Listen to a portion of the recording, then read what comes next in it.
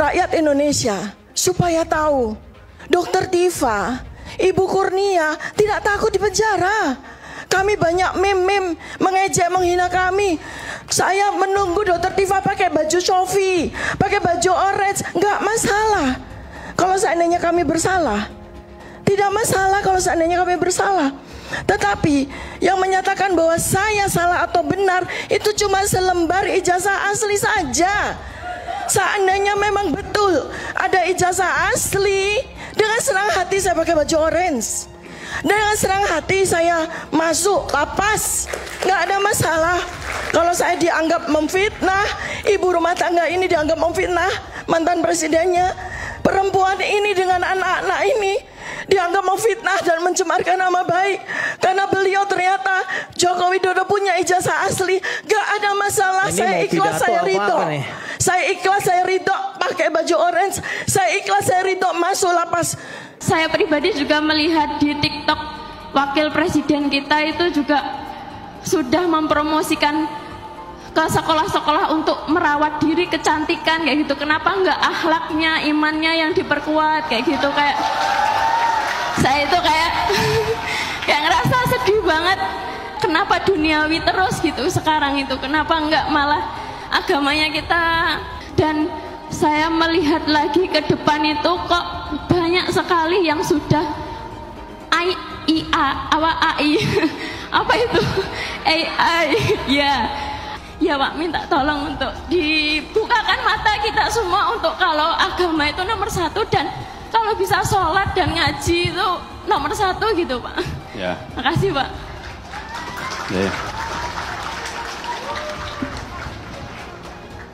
Ya lain kali kalau milih yang bener.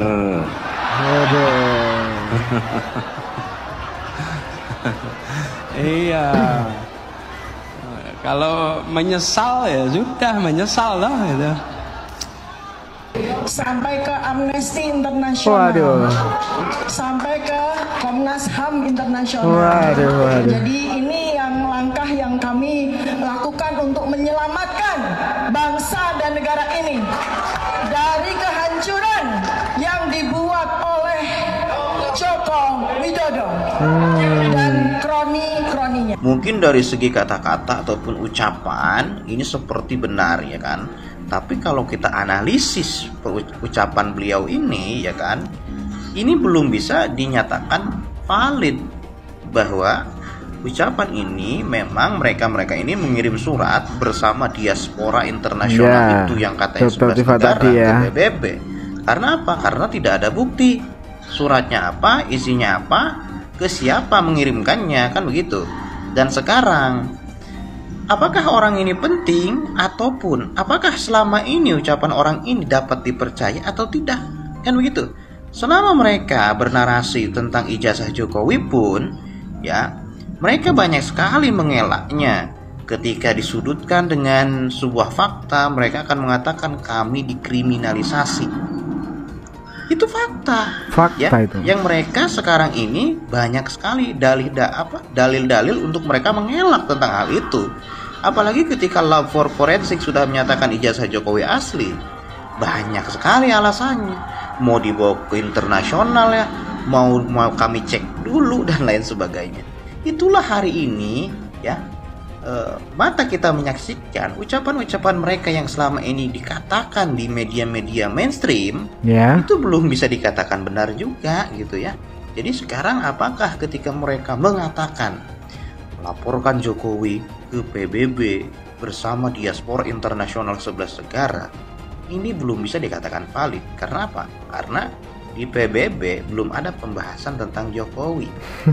Ya kan? Ataupun ada orang di PBB membuka surat yang dikirimkan Tifa CS ini dan membacakannya, belum ada. Dan ya begini, kalau semisalkan memang ini orang penting, pasti 1 bulan ataupun tahun-tahun ini akan dibahas tuh surat tersebut. Tapi kalau nggak penting, ya mungkin dibuang ke tong sampah. Tetapi presiden dengan ijazah palsu itu sungguh memalukan, memuakkan. Tolong videonya di-share agar sampai ke Ibu Kurnia.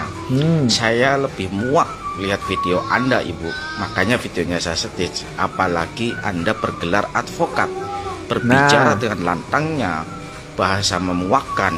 Sedangkan ketika waktu Bapak Presiden Joko Widodo menjabat sebagai presiden, Anda sendiri itu menikmati sebuah yang namanya kebijakan dari Perpres.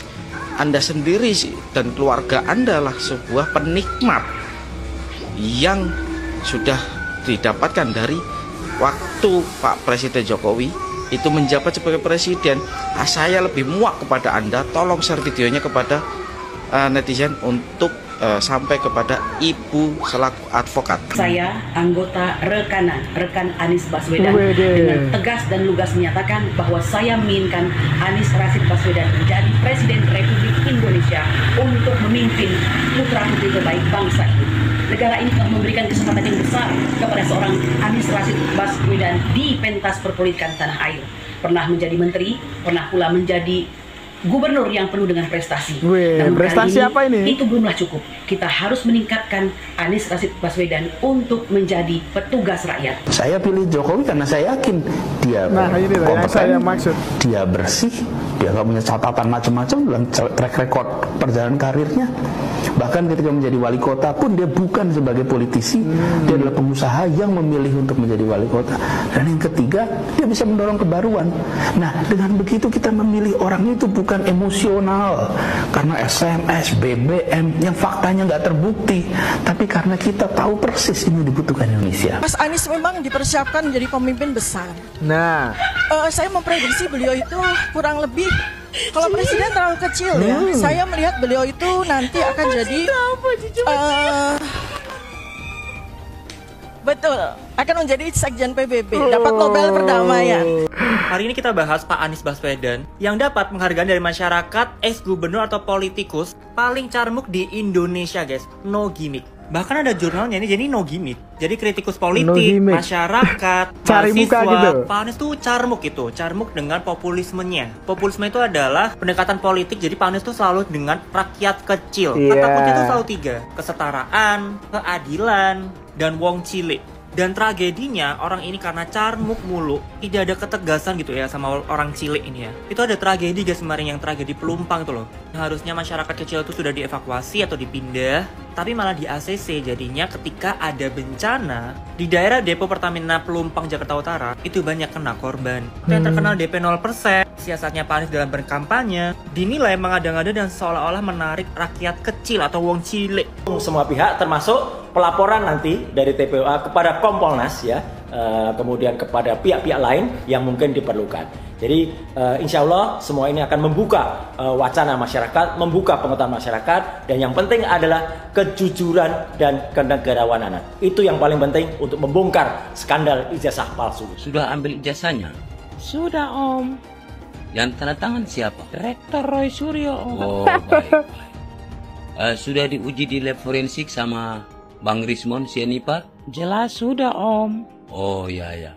Sudah dibawa ke rumah sakit? Memangnya harus? Harus dibawa ke rumah sakit. Biar diperiksa sama dokter Tifa. Diperiksa apanya? Ya diperiksa kesehatan kertasnya. Kesehatan tintanya. Kesehatan stempelnya juga diperiksa. Begitu ya Om? Iya, supaya ijazahmu itu kuat. Asli dan kuat. Kuat kalau kamu mau pakai maju untuk Presiden RI di tahun 2029. Oh ya baik. Ya harus dibawa ke dokter Tifa untuk diperiksa kesehatannya. Saudara Joko Widodo itu terkenal pembohong. Loh, pembohong gimana ini? Maka boleh jadi barang ini memang tidak ada, dan dia berusaha keras untuk melindungi agar barang ini tidak ketahuan publik. Kalau dulu kan cukup ya Bambang tadi dikerjakan dengan Bareskrim ya, waktu itu yang bergerak Direktorat Tindak Pidana Cyber, tangkap selesai. Di situ juga sebenarnya ini menjadi konfirmasi dia mulai defisit kekuasaan. Karena harus dia turun sendiri baru barang di jalan. Asli, padahal yang diperiksa juga adalah soal identik dan non identik. Identik tidak sama dengan otentik. Tidak sama. Tidak bisa dikualifikasi, di framing menjadi asli. Belum terbukti bahwa dugaan ijazah palsu Jokowi asli. Belum. Oleh karena itulah TPUA melanjutkan proses ini sampai tuntas, sehingga masyarakat, rakyat, bangsa Indonesia puas pada ujungnya tentang bagaimana status ijazah dan juga skripsi dari presiden atau mantan presidennya yang menimbulkan kegaduhan dalam kehidupan berbangsa bernegara. Oleh karena itu TPUA dan tim advokasi berbuat untuk kepentingan publik, untuk kepentingan masyarakat dalam rangka membela kebenaran, kejujuran, dan keadilan di negeri Republik Indonesia. Bang Egy Sujana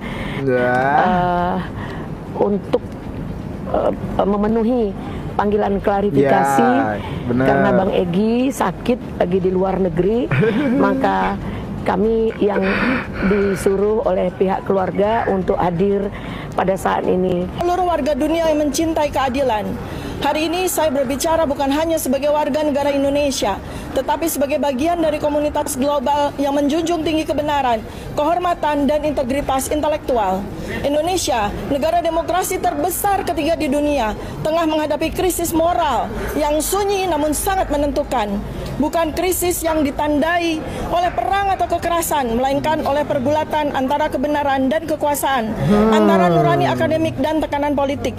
Inti dari persoalan ini adalah sebuah pertanyaan yang sederhana namun mendasar.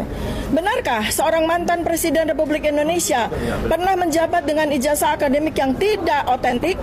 Pertanyaan ini bukan serangan pribadi, bukan fitnah, bukan pula manuver politik. Ini adalah panggilan moral dan konstitusional yang diajukan oleh kami para akademisi, peneliti, dan intelektual yang menjalankan tanggung jawabnya untuk mengkaji, mempertanyakan, dan mengungkapkan kebenaran. Namun hari ini, kami yang bersuara, di antara kami adalah saya sendiri Dr. Tifa, Dr. Roy Suryo, Dr. Ismon Sianipar, dan beberapa lainnya justru dikriminalisasi. Kami dibungkam, kami diperlakukan seolah-olah penjahat. Padahal satu-satunya kesalahan dalam tanda kutip kami adalah kami sedang menegakkan kebenaran. Memberi penilaian terhadap pengadilan yang belum diperiksa dengan mengatakan itu ditolak. Jelas dia akan mempengaruhi. Kenapa? Karena hakim-hakim itu muridnya. Mahfud tidak sadar itu. Pengadilan negeri nggak bisa dong mengadili perdata soal ijazah. Apa coba ya kan? Iya, misalnya saya mau berkara Mas Andusku, ijazah Anda palsu kok dibawa ke perdata. Apa kerugian saya? Mahfud mengatakan perkaranya Taufik ini akan ditolak.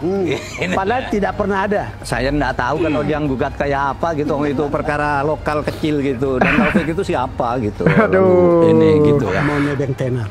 Karena ijazah saudara palsu, Anda harus bayar ganti rugi ke saya. Kan itu kalau perdata yang dikatakan sendiri oleh Rizal Fadila bahwa kami ditolak, maka saya arahkan ke pidana saja.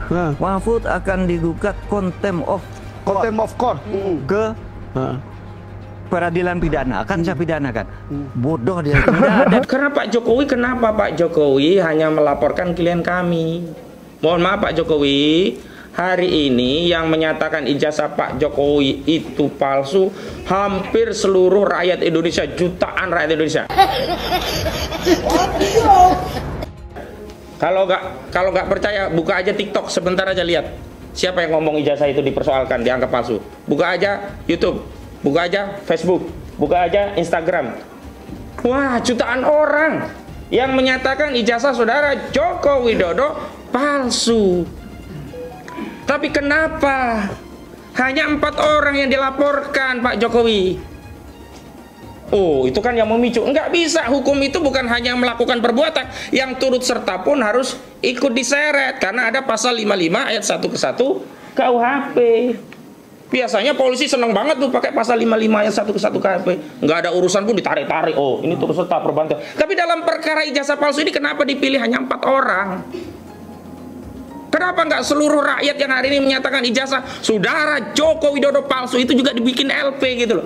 Bikin aja LP seluruh polisi di seluruh Indonesia, kan bagus. Perkarakan saja seluruh rakyat Indonesia, kan bagus. Guys, kalian mau denger nggak orasi yang dilakukan oleh si tua bangka? Siapa ini? Itu tuh si Rizal Fadila.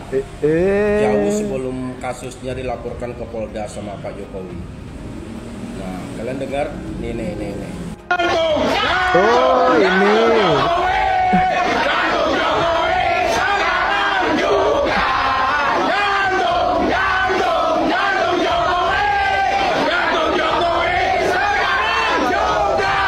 Kita buktikan Jokowi Yang kecil siapa ini?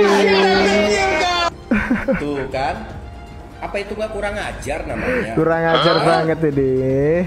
Nanti ditangkap, dibilang kriminalisasi, tapi kelakuannya kayak gitu. Kaya ini. Ini didikan siapa sih kayak gini?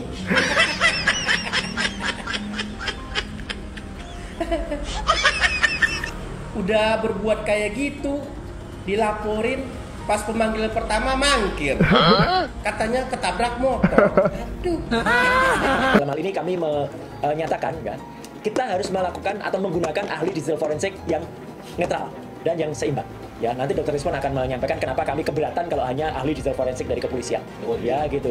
Ini minimal harus ada ahli digital forensik yang netral atau kalau perlu internasional yang ada. Waktu datang nanti Jokowi pakai mobil yang belum bayar pajak. Ya, iya. Dan katanya itu rental. Ya, nama sebuah perusahaan. Bohong lagi. Bohong lagi. Setelah diteliti, perusahaan itu adalah perusahaan atas nama Kahiyang Ayu. Anaknya. Anaknya. Istrinya Bobi. Palsu. Ini saya kasih saran yang terbaik. Sebentar lagi Anda, saya yakin, seyakin-yakinnya Anda pasti akan dipidana. Mantap bener. Menurut saya Anda saat ini ngumpul dengan keluarga, anak, cucu di rumah aja, makan yang enak-enak. Karena sebentar lagi Anda pasti masuk bui. Ada yang punya keyakinan katanya 1.000.000% ijazah Bapak Jokowi palsu. Saya punya keyakinan juga karena saya orang waras. 1.000.000.000% Anda akan masuk bui. Menghina saya sehina-hinanya. Sudah menuduh ijazah itu ijazah palsu. Sudah merendahkan saya serendah-rendahnya. Ya nanti dibuktikan lewat proses hukum. Nanti akan kita lihat di proses di pengadilan seperti apa. Artinya kalau untuk pelaporan itu bisa untuk peringatan ke pihak lain gitu nggak Pak? Nanti akan menjadi pembelajaran kita semuanya. Yang disebut PSN itu Jokowi, saya sebut Jokowi bukan pemerintah ya. Jokowi waktu itu kebetulan sebagai presiden, sebagai penguasa. Ya, dia beri ke perusahaan Aguan karena Aguan menyelamatkan mukanya di IKN. Ya, karena Aguan, karena IKN itu tidak ada investor yang sudah disampaikan Jokowi itu seolah-olah investor yang di IKN itu banyak, padahal nggak ada. Nah, untuk nutup malunya Jokowi, Aguan bikin hotel di situ. Yang bikin pada laut ya 30,16 km sampai hari ini tidak pernah disenggol oleh polisi. Jangan-jangan polisi takut mengusut kasus pagar laut karena petinggi Polri sudah dituas oleh Aguan dan Antoni Salim. Allah. Kok gak ada satupun yang ditersangkakan Pak Polisi? Takut Pak Polisi? Laut itu milik kita yang ngelola negara. Mau diambil Aguan dan Antoni Salim? Kurang ajar. Jangan sampai hari ini NKRI sampai ke anak cucu kita sudah menjadi NKRA, Negara Kesatuan Republik Aguan. Negara Kesatuan Republik Antoni Salim. Kenapa? Karena kedaulatan tanah laut kita sudah dikendalikan oleh oligarki Aguan dan Antoni Salim. Tapi kok harus TNI AL yang nyabut? Ini negara. Apakah sudah kalah dengan Aguan dan Antoni Salim? Tapi KPK di bawah kendali oligarki Aguan dan Antoni Salim. Tapi seluruh rakyat untuk bersatu melawan kezaliman Aguan dan Antoni Salim. Tapi seluruh rakyat bersatu melawan kezaliman Jokowi dan Erlangga Hartarto. Tapi seluruh rakyat bersatu untuk menggulung kezaliman demi menyelamatkan Indonesia dan generasi kita selanjutnya. Tapi kacau tidak? Saya mau tanya, pagar 30 km itu pendek apa panjang? Pendek apa panjang? Sekarang saya mau tanya, di pinggir laut kita ada petugas kita tidak? Ada tidak? Pengawas laut ada tidak? Apa iya mereka nggak tahu? Dia mau bodohin rakyat. Ditanya, ini bagaimana Pak? 30 km. Menteri ditanya, nggak tahu. Ngapain lu jadi menteri? Digaji mahal nggak tahu. Kacau tidak? Kacau tidak? Bukan nggak tahu, udah pada terima sogokan. Nah, dia terima sogokan, dia nggak sangka kalau rakyat marah. Pinggir laut itu milik negara, bukan milik pribadi. Nggak boleh, saudara, orang main pagar laut. Sombongnya, sekarang begitu udah rame, apa dia bilang? Enggak, itu swadaya masyarakat. Mereka mau bikin di situ Pantai Indah Kapuk 2 katanya. Mau dibikin di di Tangerang gitu kan. Saya nggak tahu ada sangkutan atau enggak sama pagar laut, wallahu a'lam. Yang saya tahu mereka mau bikin PIK 2 di situ. Kalau mereka mau bikin PIK 2 di situ, berarti masyarakat digeser nggak? Kegeser nggak? Yang ada di PIK rata-rata orang kaya apa orang miskin yang tinggal? Orang kaya apa orang miskin? Orang kaya, mereka bikin rumah besar-besar, nanti mereka taruh mereka punya speedboat, nanti mereka ini punya laut. Udah kayak mereka yang punya laut, nanti mereka pergi ke sana, itu laut kayak punya mereka nanti. Akhirnya masyarakat asli pribumi akan tergeser dari tanah kelahirannya sendiri, saudara. Ada pula yang dengan penuh semangat menjadikan kasus Aguan sebagai contoh kejahatan Tionghoa. Tulis Rizal, dengan memperalat penguasa politik, penjahat etnis Cina itu menggusur dan mengusir, menjajah, menjelajah, memaksa, dan membuat derita. Menurutnya lagi, PIK 2 Aguan adalah gambaran dari arogansi dan keserakahan etnis Cina. Ia hendak membuat negara dalam negara, tulis Rizal. Rakyat ditipu dan dibodohi seolah-olah akan disejahterakan, padahal yang sejahtera hanya segelintir pejabat dan aparat serta jaringan mafianya saja tampaknya. Ujungnya, tulis Rizal, pemerintah harus melakukan pembatalan segala perizinan yang terkait PIK 2. Proyek ini wajib untuk dibatalkan, kata Rizal. Rizal bersemangat sekali mencaci Aguan yang menurutnya beraroma kriminal. Aguan adalah etnis Cina jahat, model dari mafia yang berduit banyak dan layak untuk masuk jeruji besi karena mengacak-acak Indonesia, tulisnya. Anies tidak pernah menggunakan politik identitas, itu fakta. Jadi yang menggunakan politik identitas yang pertama kali itu adalah Ahok. Nggak boleh, silakan buka, maksudnya gini, saya ini minoritas 3 kali. Kan disebutkan Ahok itu kan, saya Cina, saya Kristen, saya orang dari Sumatera, minoritas 3 kali.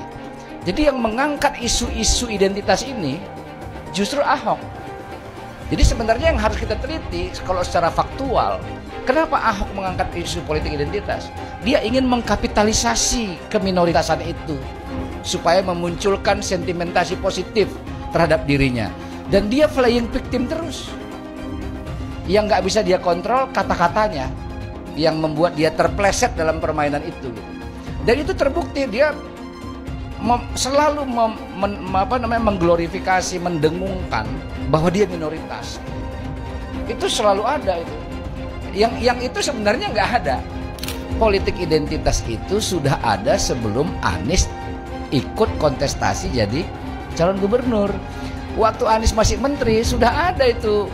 Saya Muslim, saya pilih Ahok, gitu. Sudah ada. Ini politik identitas. Tidak ada cerita Ahok dengan Anies. Ketika saya kalah, saya langsung kasih Anies penghargaan, ucapan segala macam.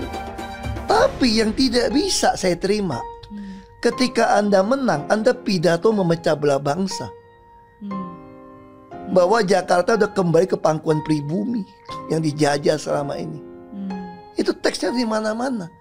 Itu sangat memecah belah bangsa. Saya ini asli Indonesia sesuai undang-undang loh.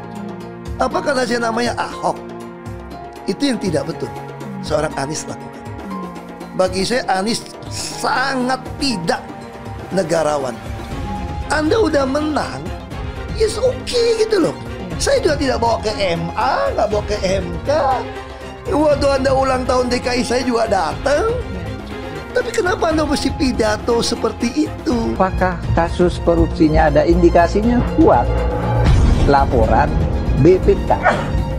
Laporan BPK itu menyimpulkan Formula E tidak boleh dibiayai oleh APBN maupun APBD. Firm itu ya? Firm, karena menurut undang-undang yang boleh dibiayai oleh APBN, APBD itu undang-undang olahraga tertentu yang disukai rakyat secara masif. Nah, lalu disebut yang masif itu apa? Sepak bola, voli, bulu tangkis, sirkuit itu tidak ada. Nah, lalu BPK minta ini supaya didalami, ada indikasi tidak benar. Nah, setiap ini mau didalami, ribut. Katanya mau menjegal Anies gitu. Sehingga sekarang ya kalau pertimbangan politisnya begitu, saya bilang silakan aja KPK. Tapi kalau Anda tanya ke saya, bukan bahkan saya ya, KPK itu bukan. Kalau Anda tanya ke saya, Anda pedulikan itu tegakkan. Yang tersangka setelah Pilpres ini namanya Anies Baswedan. Mas Anies, Mas Anies. Mas Anies, Mas Anies, masa sih angin kok sampai nggak punya KTP lo ya? Angin keluar, angin masuk, angin keluar, masuk angin, angin dodo ya, angin puting beliung, wes angin-anginan itu kok semua bisanya nggak punya KTP itu lo ya? Angin dari Jakarta ke Lampung ke Sumatera ke Jawa itu ya, kok bisanya liar begitu? Sama seperti air hujan ya, air hujan itu yang banjir itu bukan banjir ya, itu air parkir ya, air yang parkir Mas Anies, Mas Anies. Mau punya pemimpin yang seperti itu ya, mau punya pemimpin yang seperti itu, dikiranya rakyat ini bodoh semua kali ya. Air hujan jatuh ke bumi, nggak boleh masuk gorong-gorong. Yang banjir itu bukan banjir, itu parkir, Mas Anies, Mas Anies. Mas Anies pernah jadi gubernur 5 tahun di DKI. DKI menerima indeks polusi tertinggi di dunia. Bagaimana dengan anggaran 80T, Pak Anies sebagai gubernur tidak dapat berbuat sesuatu yang berarti untuk mengurangi polusi. Terima kasih. Polusi udara tak punya KTP, angin tak ada KTP-nya. Angin itu bergerak dari sana sini. Ketika polutan yang muncul dari pembangkit listrik tenaga uap mengalir ke Jakarta, maka Jakarta punya indikator, karena itu Jakarta mengatakan ada polusi udara. Ya susah kalau kita menyalahkan angin dari mana saja ya. Kalau kita dengan gampang menyalahkan angin, hujan dan sebagainya, ya mungkin tidak perlu ada pemerintahan kalau begitu ya. Bapak Politik Identitas Indonesia Anies Baswedan, Bapak Intoleransi Indonesia Anies Baswedan, jangan lupakan, jangan terlena, jangan sampai dia pecahkan kita dengan dagangan ayat dan mayatnya. Air itu turun dari langit, turunnya ke atap rumah langsung sumur bor, bukan ke sungai dan ke laut. Syukuri kenapa kalah, kenapa ditahan. Saya bersyukur atas itu semua. Saya coba bayangkan ya, kalau seandainya waktu itu kita menang, gitu ya, hari ini belum tentu kita bisa nikmati seperti ini. Kita bersyukur 5 tahun Tuhan izinkan kasih ke orang yang pintar ngomong untuk kerja. Coba kalau kita bayangkan gitu ya, kalau kemarin saya masih jadi gubernur, ini saya udah turun ini. Tapi yang pintar ngomong itu dikira orang hebat kan? Ini lebih berbahaya tahun 2024, langsung ketahuan karakternya. Langsung ketahuan itu. Di saya juga ada kutipan Pak di kamar saya Pak. Tulisannya, Jakarta telah mengambil keputusan yang fatal. Dan ini aneh, betul-betul aneh. Ini bukan kampanye, tapi saya sampaikan sini. Di satu sisi menyiapkan jalur-jalur air untuk dikirim ke laut, di sisi lain di lautnya dipasang dengan pulau reklamasi, tinggal tunggu waktu jadi rob, air balik. Dan ini melawan sunatullah. Kenapa? Air itu turun dari langit ke bumi, bukan ke laut. Harusnya dimasukkan ke dalam bumi, masukkan tanah. Di seluruh dunia air jatuh itu dimasukkan ke tanah, bukan dialirkan pakai gorong-gorong raksasa ke laut. Jakarta telah mengambil keputusan yang fatal. Bukan banjir, itu memang parkir air. Bukan banjir, itu memang parkir air. Penjajahan di depan mata itu di Jakarta. Di tempat lain penjajahan mungkin terasa jauh, tapi di Jakarta, bagi orang Jakarta, yang namanya kolonialisme itu di depan mata, dirasakan sehari-hari. Dulu kita semua pribumi ditindas dan dikalahkan. Kini telah merdeka, kini saatnya kita menjadi tuan rumah di negeri sendiri. Hai semua, nama saya Jonas Leong. Saya adalah investor saham, forex, dan juga kripto. Channel ini banyak membahas tentang berita terkini, edukasi finansial, investasi, dan lainnya. Jangan lupa subscribe channel ini kalau kamu suka dengan konten yang serupa. Follow juga sosial media lainnya yang saya taruh di kolom deskripsi. Di sana kalian akan mendapatkan konten yang berbeda. Saya juga punya Telegram channel yang isinya berfokus kepada trading dan juga investasi. Itu Telegramnya gratis. Oke, kita lanjut ke videonya. Sebagian besar penonton di video ini setelah menonton video di awal mungkin bertanya, apakah kejadian seperti krisis 98 akan terulang? Belum lagi keadaan global yang tidak menentu. Lalu apa yang bisa kita lakukan untuk selamat dari krisis yang mungkin akan datang dalam waktu dekat? Jawabannya adalah investasi. Kebanyakan dari kalian yang nonton, kalau investasi pikirannya pasti hanya properti. Akan tetapi ketika terjadi krisis 98, apa yang terjadi dengan rupiah ketika hyperinflasi? Dan juga apa yang terjadi dengan harga properti? Harga dolar naik dari Rp2.500 terbang ke Rp15.000. Otomatis utang yang kita harus bayarkan naik 6 kali lipat. Banyak sekali bisnis yang bangkrut. Kebakaran terjadi di mana-mana. Hingga rumah pun bagaikan tidak ada harganya. Mau dijual pun tidak ada yang mau beli. Saya tidak mengatakan ini akan terjadi lagi. Tapi kemungkinan terjadi seperti Mei 98 tetaplah ada.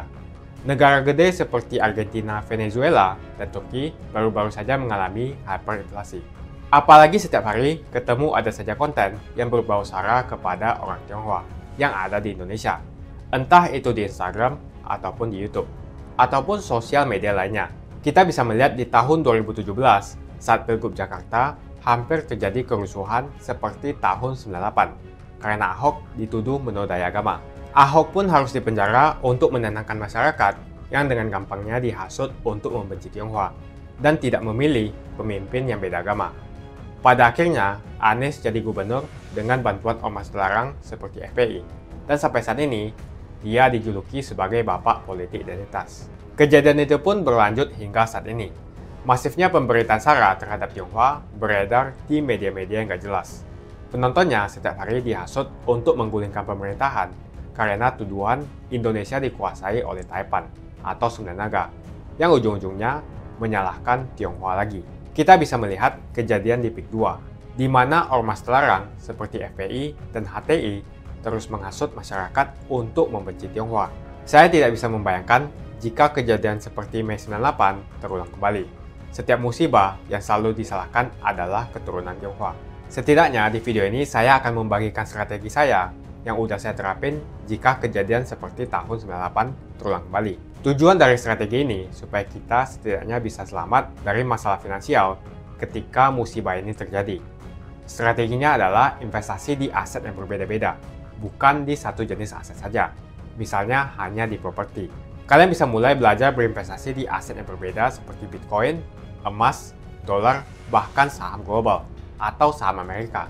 Ini adalah cara yang bagus untuk mengurangi risiko tergantung kepada satu jenis aset. Bukan nggak nasionalis kalau mau invest di aset-aset yang saya sebutkan tadi. Tapi memang peluang yang kita dapatkan dan potensinya memang jauh lebih bagus dibandingkan kita membeli properti, apalagi deposito. Pertama, jenis aset seperti emas. Setidaknya kita bisa terlindung dari efek hyperinflasi yang terjadi.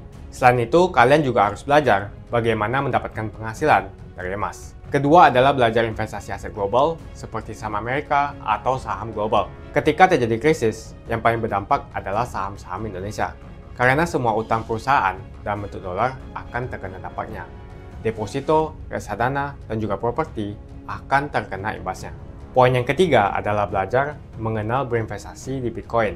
Alasan kenapa saya suka banget dengan kripto, karena saya bisa pergi ke negara manapun di dunia ini. Misalnya saya pergi ke Singapura, saya tinggal jual saja kripto saya di negara itu. Saya menganggap Bitcoin itu sebagai aset properti digital yang bisa saya bawa kemanapun dan jual kapanpun secara instan. Kalau misalnya saya butuh uang, detik ini pun bisa saya jual dan tidak perlu menunggu berbulan-bulan. Itulah strategi saya jika kejadian 98 terulang kembali, untuk kita bisa selamat dari masalah finansial. Kamu bisa cek link di kolom deskripsi untuk memulai investasi. Dan saya juga sudah sediakan video playlist supaya membantu kalian paham tentang investasi. Semoga video kali ini membantu kalian untuk selamat dari masalah finansial ketika musibah ini terjadi kembali. Semoga Indonesia selalu damai dan sampai jumpa di video selanjutnya.